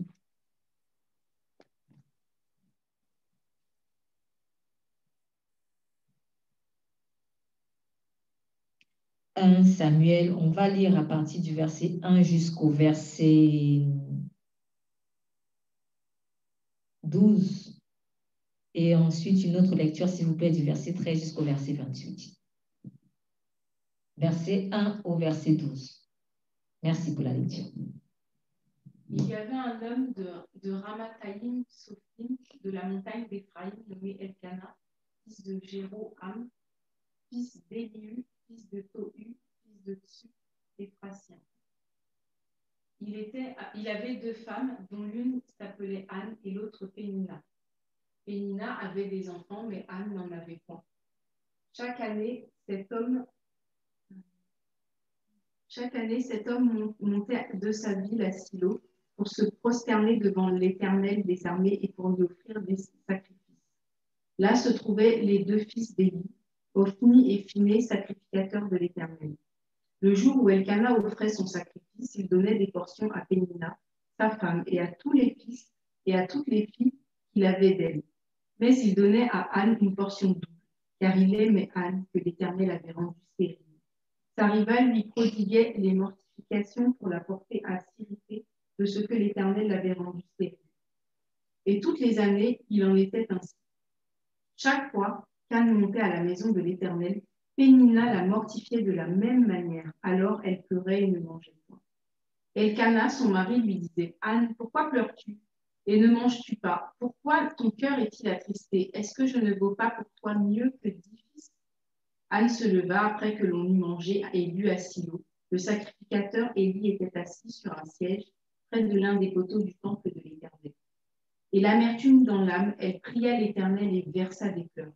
Elle fit un vœu en disant « Éternel des armées, si tu daignes regarder l'affliction de ta servante, si tu te souviens de moi et n'oublies point ta servante, et si tu donnes à ta servante un enfant mâle, je le consacrerai à l'Éternel tous les jours de sa vie, et le rasoir ne passera point sur sa tête. » Prochaine lecture, s'il vous plaît. Comme elle restait longtemps en prière devant l'Éternel, Élie observa sa bouche. Anne parlait dans son cœur et ne faisait que remuer les lèvres. On n'entendait pas sa voix. Élie pensa qu'elle était ivre. Et il lui dit « Jusqu'à quand seras-tu ivre? Va cuver ton vin. » Anne répondit « Ce n'est pas cela, mon Seigneur. Je suis une femme à l'esprit abattu. Je n'ai bu ni vin, ni boisson enivrante, mais j'ai penché mon cœur devant l'Éternel. Ne prends pas ta servante pour femme légère, car c'est le trop-plein de ma douleur et de mon chagrin qui m'a fait parler. » Jusqu'à présent. Élie reprit la parole et dit « Pars en paix et que Dieu exauce la prière que tu lui as adressée. » Elle répondit « Que ta servante trouve grâce à tes yeux. » Cette femme s'en alla et se remit à manger et son visage ne fut plus le même. Ils se levèrent de bon matin et après avoir adoré l'Éternel, ils partirent et retournèrent chez eux à Rama. Elkana eut des relations conjugales avec Anne, sa femme, et l'Éternel se souvint d'elle. Dans le cours de l'année, Anne devint enceinte et mit au monde un fils qu'elle appela Samuel, car dit-elle, je l'ai demandé à l'Éternel. Son mari Elkana monta ensuite avec toute sa famille offrir à l'Éternel le sacrifice annuel et accomplir son vœu. Mais Anne ne monta pas si loin. Elle dit à son mari, lorsque l'enfant sera sevré, je l'y conduirai afin qu'il soit présenté devant l'Éternel et qu'il reste là pour toujours. Son mari Elkana lui dit, fais ce qui te semblera bon, attends de l'avoir sevré, seulement que l'Éternel accomplisse sa parole. La femme resta donc là et elle allaita son fils jusqu'au moment de son sevrage. Quand elle l'eut sevré, elle le fit monter avec elle à Silo. Elle prit 3 taureaux, 22 litres de farine et une outre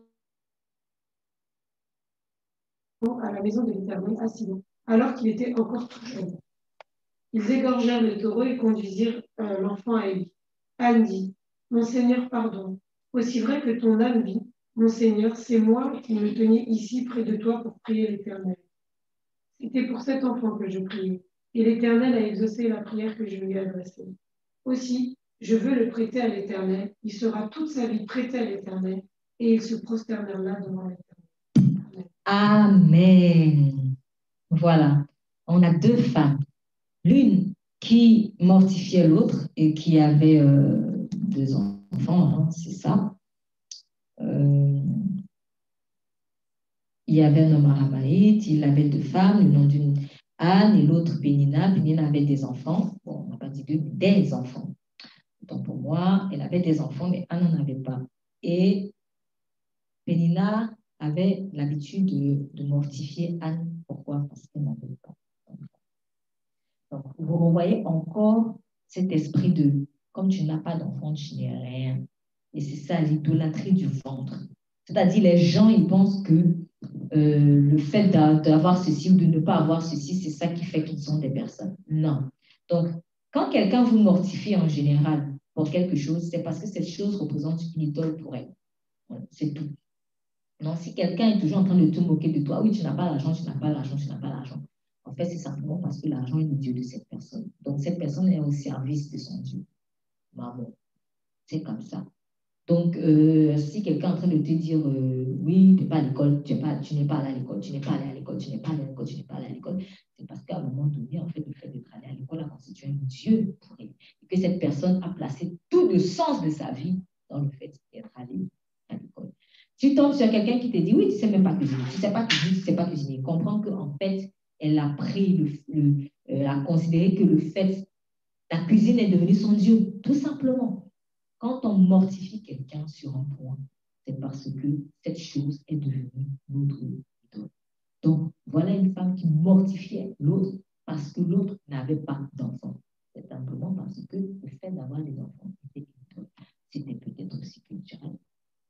Mais, quoi qu'il en soit, ce n'est pas normal. Donc, n'ayons pas pour Dieu notre ventre. N'ayons pas pour Dieu l'enfantement. Elle a des enfants, elle n'a pas d'enfants. C'est quoi ton problème? Laisse-la avec le Saint-Esprit. Donc, comme Rachel qui voulait déjà mourir, voilà, je suis prêt à donner ma vie pour des enfants, carrément. On est prêt à donner sa vie en général pour son Dieu. Donc, ce pourquoi tu es prêt à mourir, ça signifie que c'est ça ton Dieu suprême. Donc, on dirait que pour Rachel, c'était, en fait, cette maternité était devenue son Dieu suprême. Maintenant, attention, je ne suis pas en train de minimiser le fait, la douleur qu'une femme peut avoir parce qu'elle n'a pas d'enfant. Ce n'est pas vraiment là le propos. Nous sommes vraiment dans le propos où on dénonce un extrême. Cet extrême de l'enfant à tout prix au point où on fait des choses qui nous éloignent de Dieu. C'est juste ça. Donc, voyez par exemple, une a des enfants et parce qu'elle a des enfants, elle estime qu'elle peut traumatiser l'autre qui n'a pas d'enfants. Est-ce que c'est le fait d'avoir des enfants qui m'amène au ciel? Non, c'est ça la question. Le fait d'avoir des enfants ne m'amène pas au ciel.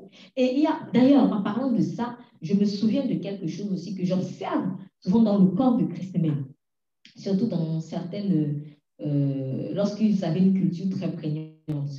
Quelqu'un est là à l'église, il ne travaille pas forcément sa relation avec Dieu. Il pense que le fait de venir à l'église, c'est fini.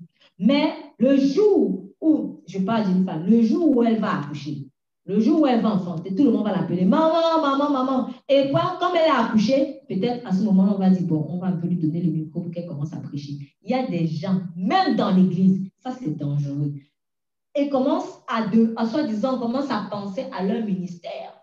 Peut-être si c'est un ministère pastoral ou d'enseignant auquel Dieu t'appelle, on commence à te donner le micro parce que tu as accouché. Donc, du moment où tu as accouché, tu es devenue la maman de l'église. Ce n'est pas normal. Ce n'est vraiment pas normal. Dieu peut même te conseiller. Dieu peut même te conseiller par quelqu'un qui n'a jamais enfanté. Je le dis pourquoi? Parce qu'il y a aussi, même dans le corps de Christ, des personnes, quand ils ont des problèmes, le Seigneur il donne des paroles de sagesse à quelqu'un. Ah, il est qui peut venir me donner des conseils s'il a des enfants.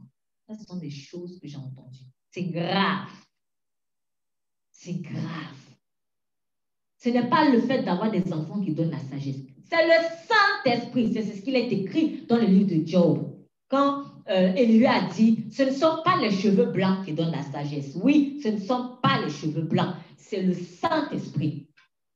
Donc, je peux ne pas avoir d'enfant, mais vraiment donner des conseils de sagesse à une personne qui en a pour qu'elle éduque bien ses enfants. Oh oui, je peux le faire. L'apôtre Paul n'avait pas, en tout cas, ne nous parle pas d'enfants qu'il avait. Il avait le don de célibat. Mais il prêche sur le mariage. Il prêche sur le mariage. Il était aussi inspiré par le Saint-Esprit. Comme il y a des gens qui sont bien mariés, mais qui vont venir te donner des mauvais conseils sur la manière d'entretenir ton foyer. Donc, ne nous fions pas aux apparences, ne nous fions pas à l'expérience, ne nous fions pas aux œuvres de l'homme. Ah, comme il a des enfants, elle pourra bien nous conseiller. Oui, ça peut être un atout, comme non, ça peut ne pas être un atout. Fie-toi plutôt au Saint-Esprit. Seigneur, est-ce que ce que cette personne a dit, ça vient du Saint-Esprit ou pas? Donc, ce n'est pas une question de son âge. Ce n'est pas une question de si elle a des enfants ou pas. C'est une question de est-ce que ce que la personne dit vient du Saint-Esprit? Et tu le sauras avec les fruits que ça va porter si tu n'en pratiques ce conseil. Donc, Anne était traumatisée. Et c'est normal, il a eu de l'amertume à un moment donné. Et elle est allée cuver son amertume devant Dieu dans la maison. Et voilà qu'après, Dieu l'a béni. Alors, je vais probablement terminer sur ce point. Dieu a béni Anne en lui donnant un enfant. Samuel, et après, elle a eu 2 enfants. Et remarquez bien le deal qu'elle a fait, parce que c'est une forme de deal. Au verset 11, et elle fit un vœu et dit, l'Éternel des armées, si tu daignes regarder l'affliction de ta servante. Oui, parce que c'est affligeant pour une femme de ne pas pouvoir faire. C'est en nous. C'est en nous. C'est normal. Et surtout, elle, dans son cas, c'est qu'elle était constamment oppressée. Si tu te souviens de moi, si tu n'oublies pas ta servante, si tu donnes à ta servante un enfant mâle, je le donnerai à l'Éternel tous les jours de sa vie. Il aura son ne passera pas sur sa vie. J'ai donc une question.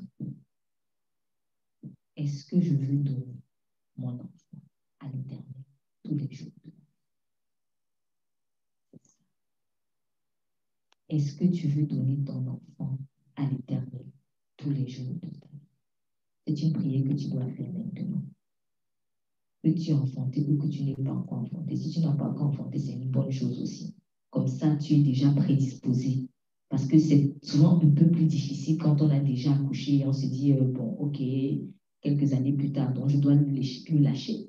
Mais si tu n'as pas encore enfanté, c'est une grâce aussi. Parce que tu peux avoir la possibilité très tôt de te préparer déjà psychologiquement.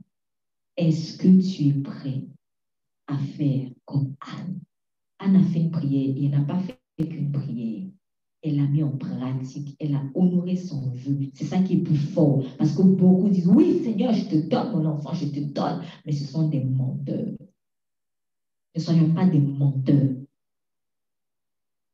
Honorons nos vœux vis-à-vis de l'Éternel. Donc, es-tu prêt ou veux-tu donner ton enfant à Dieu? Peut-être que justement, c'est ce que Dieu attendait. C'est tout ce que Dieu attendait de la part d'Anne. Une fois que Anne allait donner allait s'engager à donner ses enfants à Dieu, Dieu donne enfantement. Et il en a eu finalement 6. Waouh! Si tu donnes à Dieu, Dieu t'en donnera beaucoup. Et elle n'a pas eu n'importe qui. Le premier, c'était le grand prophète Samuel. On n'a jamais entendu parler des enfants de Pénina. On n'a même pas donné le nom. Comme vous dites, tu peux faire des enfants, mais c'est comme ça, quoi. Moi, j'ai envie de dire, franchement, moi, personnellement, je ne veux pas que ce soit mon cas. Seigneur, je veux la qualité. Il faut demander au Seigneur. Je veux la qualité.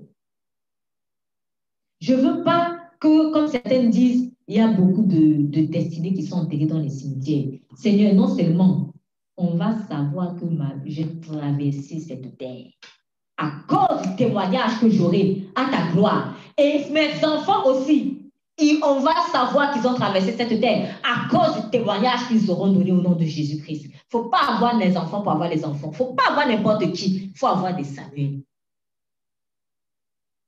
Parce que le nom de Jésus doit être glorifié. Ça sert à quoi tu as des enfants qui après peut-être même te maltraitent. Donc, alors franchement, si j'accouche pour après être maltraitée par mes propres enfants, c'est dur. C'est dur. Ça ne sert à rien. Mais si j'ai des Samuel, et le Samuel, c'est celui qui va mettre Dieu devant toi, qui va mettre Dieu devant sa propre maman ou son propre papa, qui pourra dire, comme Jésus a dit, pourquoi me cherchez-vous? Ne savez-vous pas que je dois m'occuper des affaires de mon Père? Voilà les Samuel. Les Samuel, ce sont ces enfants qui vont accepter aussi d'être séparés plus ou moins en fait de papa ou de maman à cause des intérêts de l'Éternel Dieu. Et ça n'a pas été facile pour cette femme parce qu'elle a emmené le petit Samuel, mais il n'était pas encore grand. À peine il venait d'être sevré. Donc imagine, tu viens à peine de sevrer ton enfant, mais tu vas l'amener pour qu'il soit fort. Donc, tu ne vas pas vivre tous les jours avec lui. Mais à cause de l'amour que tu as pour Jésus, tu le fais. Sache que ce n'est pas seulement toi que tu as béni.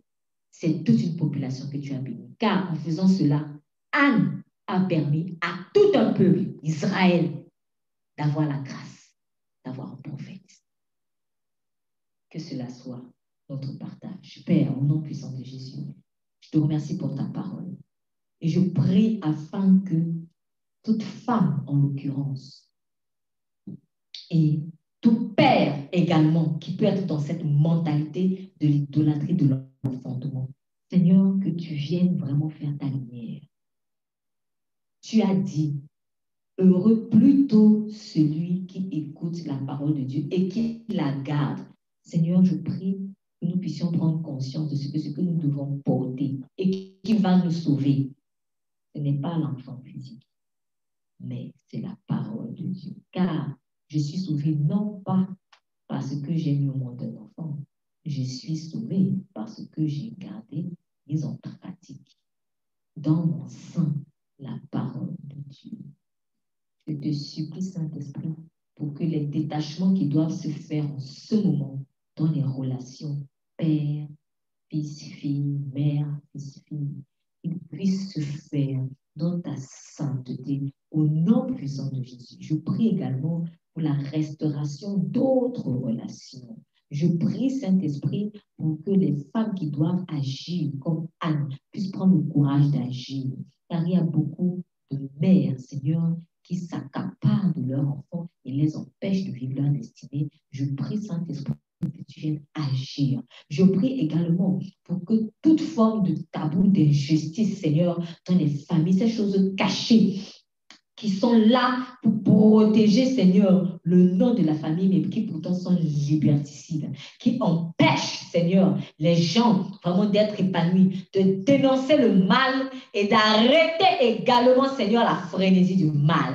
Je prie que tu donnes le courage, Seigneur, à ceux qui sont victimes de cela, de parler, ô éternel Dieu, car ton église n'est pas une église où tu dois avoir des tabous. Ton église est une église, Seigneur, où la justice de Dieu doit s'accomplir. Je déclare donc, Seigneur, sur la vie de quelqu'un qui n'a pas le courage de dénoncer, Seigneur, des abus, de dénoncer de mal, Seigneur, qui s'est passé dans la famille. Père, qu'il puisse exposer cela au nom puissant de Jésus. Seigneur, que toute forme de culpabilité, Seigneur, dans les familles, là où on a renversé les rôles, la victime est devenue le bourreau est devenu la victime. Au nom puissant de Jésus, Seigneur, à l'écoute de cette voix, Père, que tu viennes restaurer l'ordre divin maintenant, dans le nom puissant de Jésus-Christ.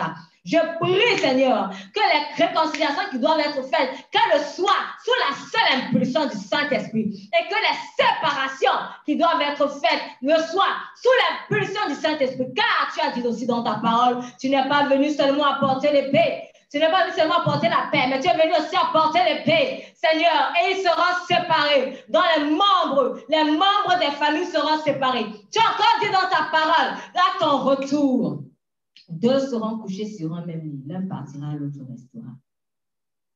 Il y a des familles qui vont être séparées pour l'éternité. Que nous en prenions conscience. Et que celui qui veut retrouver son proche dans l'éternité, je prie qu'il prenne conscience qu'il doit urgemment donner sa vie à Jésus-Christ. Et sincèrement, car ce n'est pas bien familial qui me sauvera dans le jugement, mais c'est le fait d'avoir gardé et en pratique la parole. Protège également ceux qui sont persécutés dans leur famille à cause de ton nom. Saint-Esprit, montre-leur que tu les aimes et que même si mon père et ma mère m'abandonnent, l'Éternel me recueille. Celui qui n'a pas de famille, tu lui donnes. Celle qui était stérile, elle sera dans l'abondance. Elle dira même, qui a enfanté ceci, comme il est écrit dans ta parole. Je te prie également de bénir, Seigneur, les femmes qui souffrent parce qu'elles ne peuvent pas enfanter, les hommes qui souffrent parce qu'ils ne peuvent pas enfanter. Père, tu les mets dans ton ordre, dans ton cadre divin, et qu'ils puissent, Seigneur, se débrouiller de tout ce qui peut bloquer également dans leur relation avec toi, le péché, en l'occurrence, Seigneur, qu'ils puissent s'en débarrasser et qu'ils puissent, Seigneur, également grandir dans leur foi. Que toute la gloire te soit rendue. Que notre vie soit le témoignage de la gloire de Jésus-Christ. Que la vie de nos enfants soit le témoignage de la gloire de Jésus. Amen. Amen.